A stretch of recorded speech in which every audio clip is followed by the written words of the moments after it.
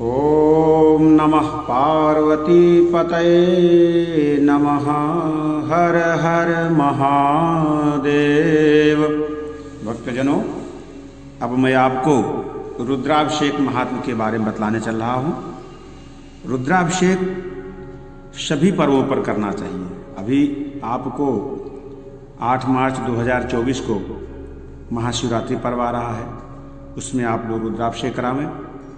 और पहले यह जान लें कि रुद्राभिषेक का महात्म्य क्या है, इसको करने से आपको क्या लाभ मिलेगा।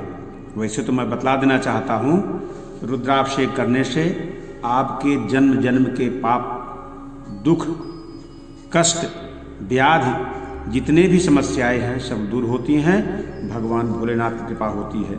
तो आइए आपको हम रुद्राभिषेक महात्म्य के बारे में बतलाने चल रहे हैं, जो भगवान शिव ने स्वयं पार्वती जी को बतलाया था। रुद्राभिषेक महात्म्यम।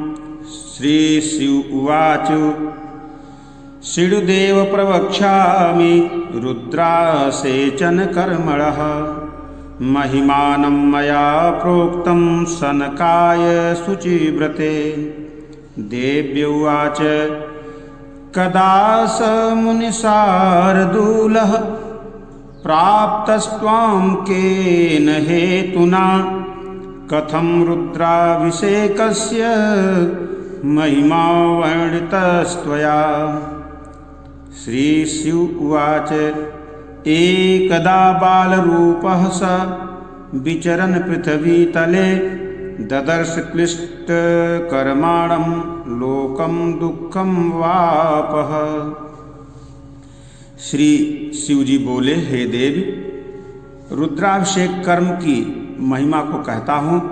हे शुचिव्रते, पहले मैंने इसे सनक मुनि के लिए कहा था।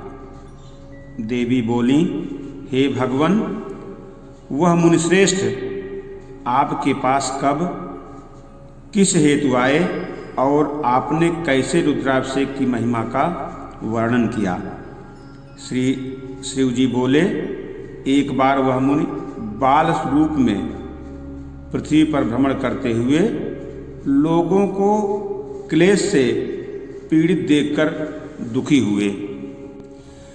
तद दुःखः दुःखितो नूनं कैलासं गतवान् द्रुतं लोकानां दुःखसन्दोहं कथयामास मां प्रति।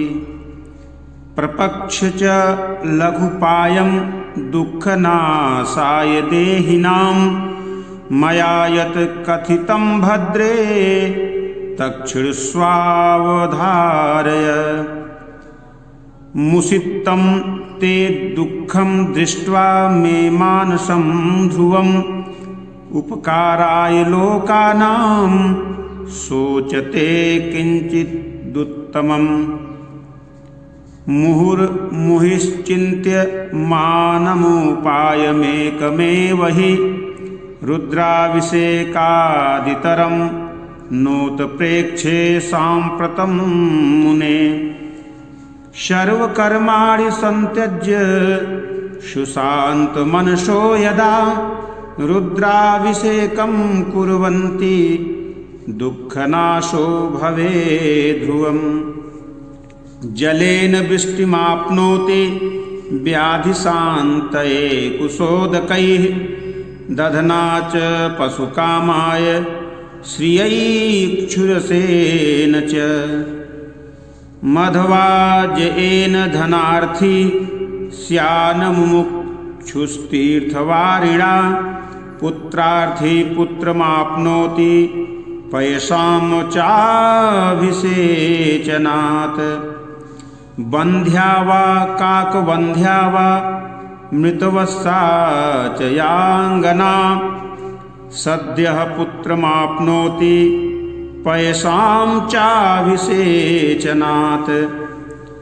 श्रीरुद्रस्य प्रसादेन बद्धो मुच्येत बन्धनात् भीतो भयात् प्रमुच्येत बन्ध्या पुत्रमवाप्नुयात्।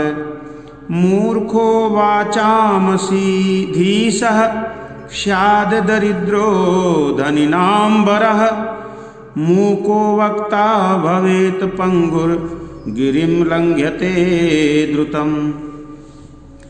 उस दुख से दुखित होकर कैलाश पर्वत पर आकर उन्होंने प्राणियों के दुख नाश का लघु उपाय मुझसे पूछा। हे भद्रे, तब मैंने उनसे जो कुछ कहा था सावधान होकर सुनो।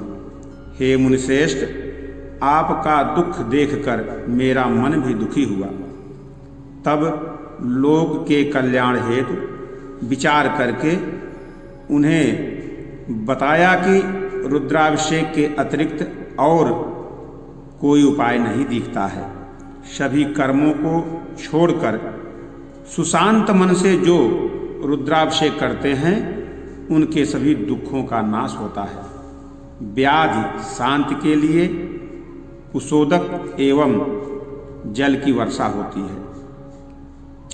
दध से पशु की इच्छा पूर्ण होती है और ऊख के रस से लक्ष्मी की प्राप्ति होती है।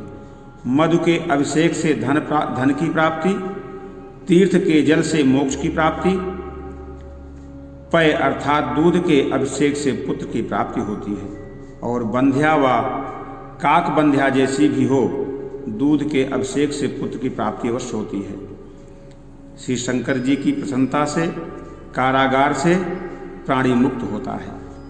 डरे हुए व्यक्ति का भय दूर होता है। मूर्ख व्याख्यानदाता हो जाता है।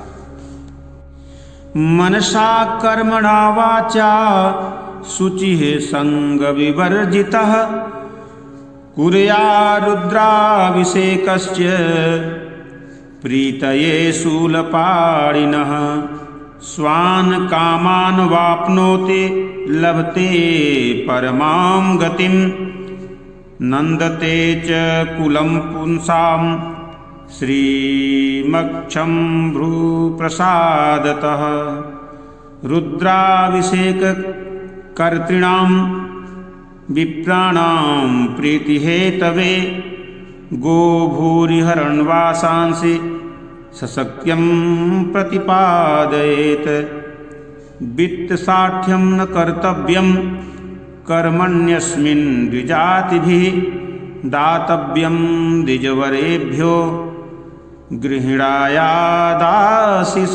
शुभा एवं कृते मनुष्याणां वाञ्छा सिद्धिः सुनिश्चिता मोदन्ते बन्धुभिर्लोके लभन्ते परमं पदम्।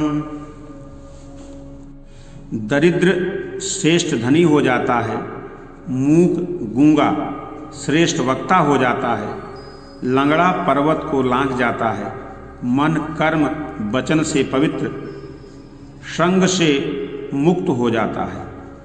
जो मेरा रुद्राभिषेक करते हैं उनके सभी कार्यों की सिद्धि होती है।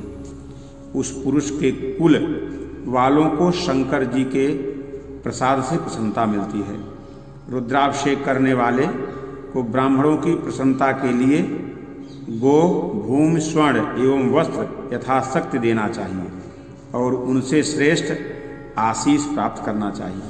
इस प्रकार अभिषेक करने से मनुष्यों की इच्छाओं की निश्चित ही सिद्धि होती है।